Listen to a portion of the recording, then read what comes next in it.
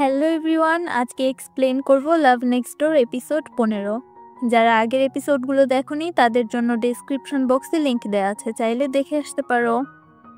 ভিডিওর শুরুতেই দেখি সিয়ংহু আর রিউ একসাথে হাঁটছে। রিউ জিজ্ঞেস করে কিভাবে অ্যাক্সিডেন্ট হয়েছে।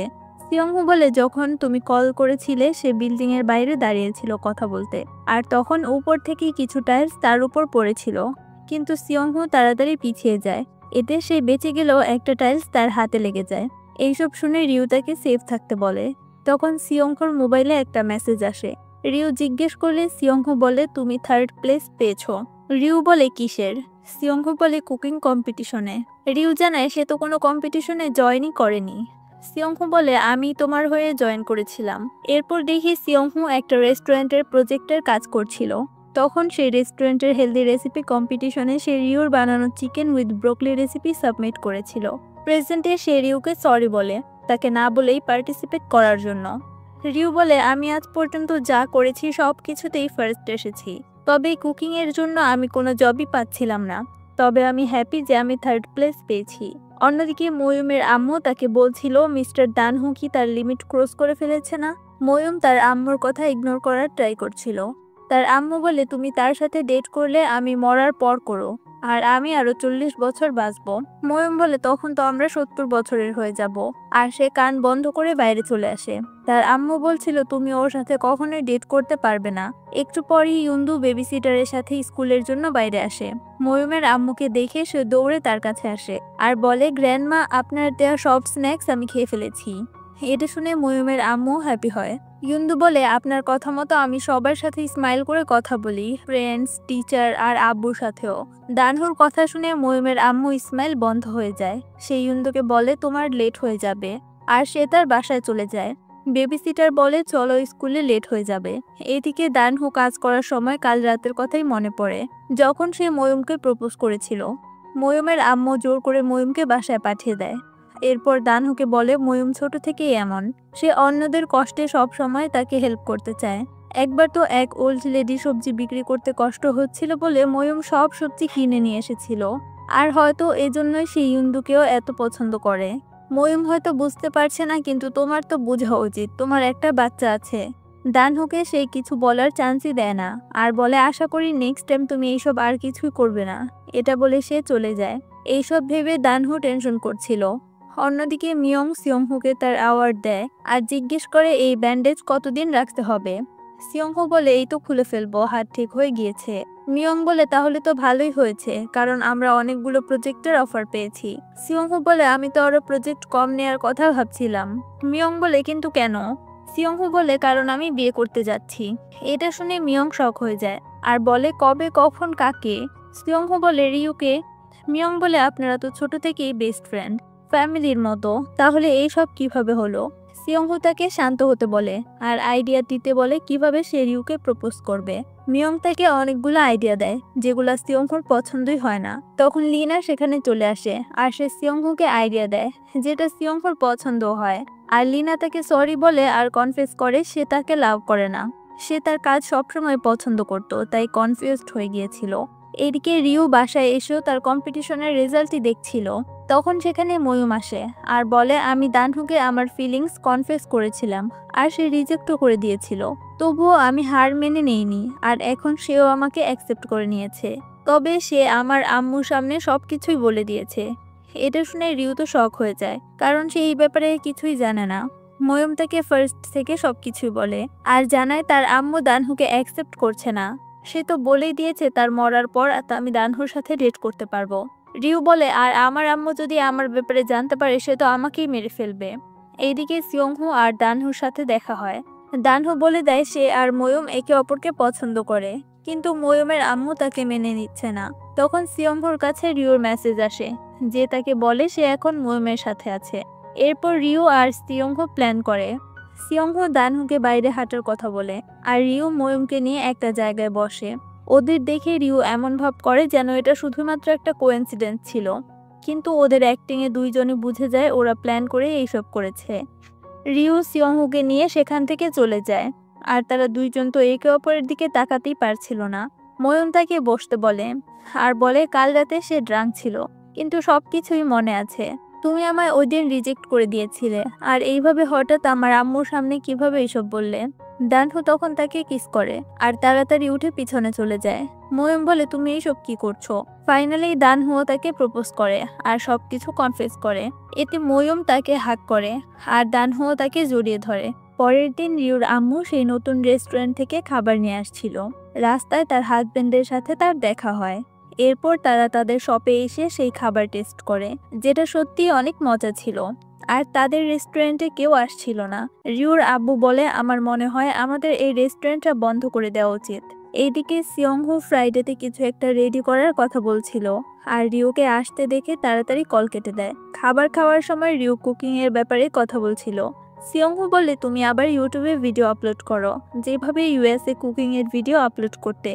রিউ ফার্স্টে মানা করে। সিয়ংহু বলে সে তাকে হেল্প করবে ভিডিও রেকর্ড আর এডিট করতে। এতে রিউও রাজি হয়। এরপর তারা সিয়ংহুর অফিসে ভিডিও বানানো শুরু করে। প্রথমে রিউ একটু নার্ভাস ছিল। সিয়ংহু তাকে বোঝায় রিল্যাক্স করে আর সে নিজের মতো রান্না করতে বলে। এতে রিউও সুন্দর মতো রান্না করে। অন্যদিকে জিমে লিনাকে আপসেট দেখলে ডংজিন রিজন জিজ্ঞেস করে। লিনা বলে, আমায় রিজেক্ট করে দিয়েছে। ডংজিন বলে, তুমি এইভাবে এইসব কিছু আমায় কিভাবে বলে দাও? সবাই তো এইসব কিছু সিক্রেট রাখে।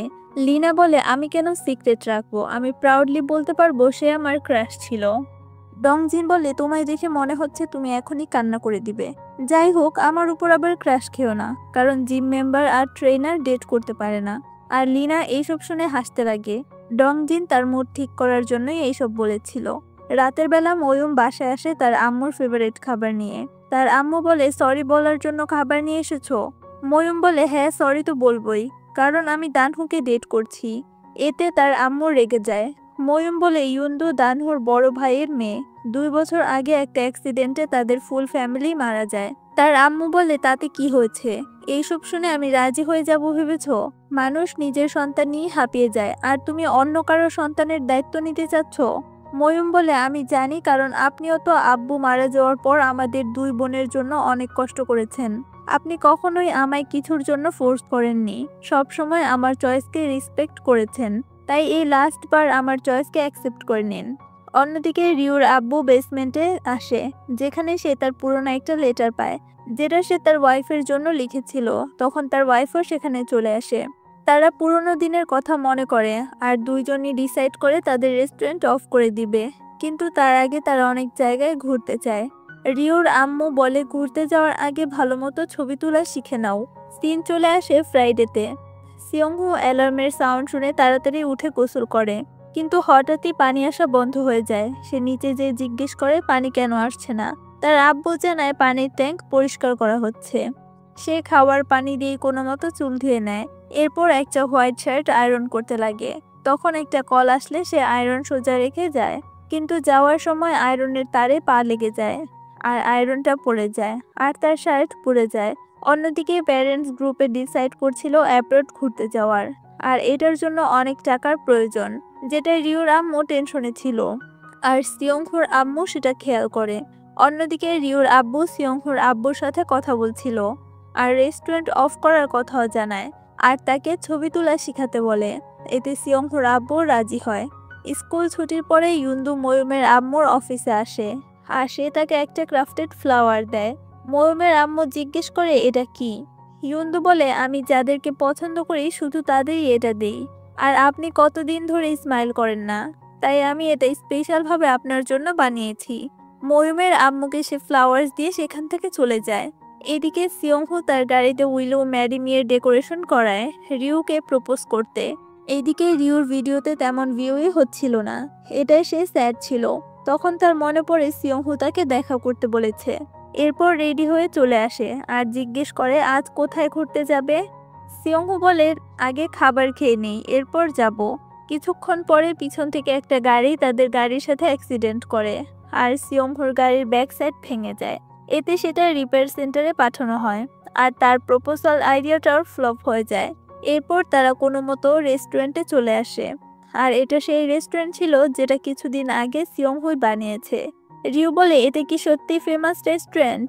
কারণ এখানে তো কোনো কাস্টমারই দেখা যাচ্ছে না। তখন শেফ তাদের জন্য খাবার নিয়ে আসে আর সে বলতেই যাচ্ছিল যে ফুল রেস্টুরেন্টটা আজ সিয়ংহু বুক করেছে। কিন্তু তার আগেই সিয়ংহো বলে এই রেস্টুরেন্ট আর শেফ দুইজনই অনেক বেশি ফেমাস। শেফ তাদের খাবার সার্ভ করে। তখন হসপিটাল থেকে কল আসে আর জানায় তার মেয়ে হয়েছে। এটা শুনে তো সে অনেক হ্যাপি হয় আর রিউ সিয়ংহোকেও এই নিউজ জানায়। এটা শুনে সিয়ংহো বলে আপনি আগে কেন বলেননি, তাহলে আজ আমি আপনাকে ডিস্টার্ব করতাম না। রিউ বলে আপনার তো এখনই তাড়াতাড়ি যাওয়া উচিত।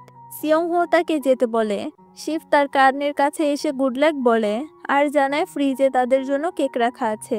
খাওয়া শেষে রিউ তাড়াতাড়ি যাওয়ার কথা বলে। সিয়ংহো বলে না, উনি আমাদের জন্য কেক বানিয়েছে আর না খেয়ে চলে গেলে কেমন দেখাবে। সিয়ংহো ফ্রিজ থেকে কেক বের করে, সেখানেও লেখা ছিল উইল ইউ ম্যারি মি।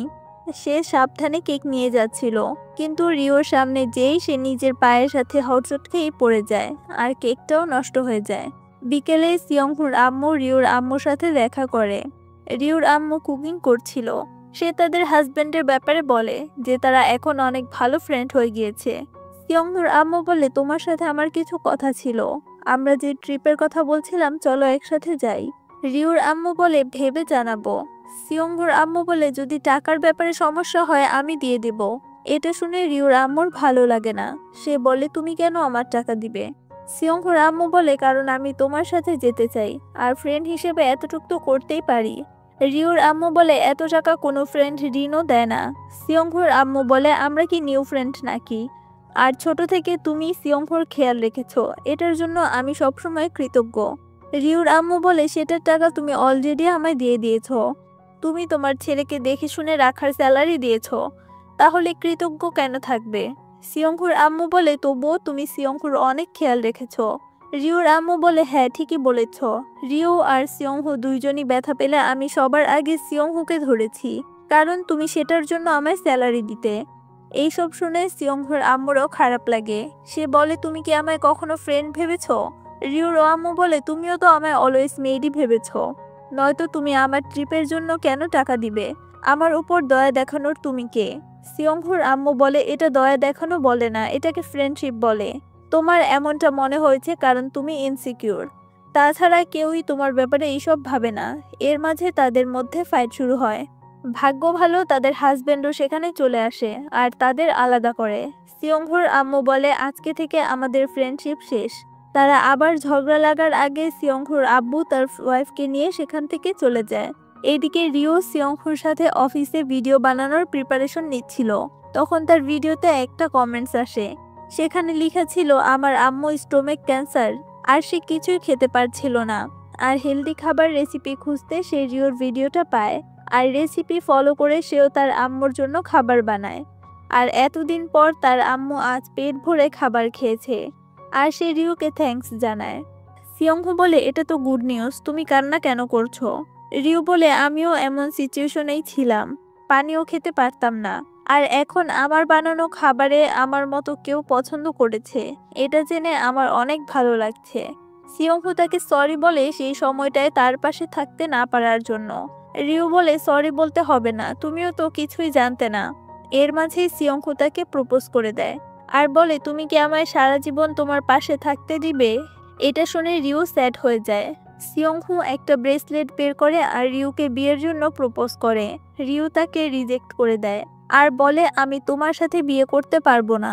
এটা শুনে সিয়ংহুও শক হয়ে যায়। আর এই এপিসোডটা এখানেই শেষ হয়।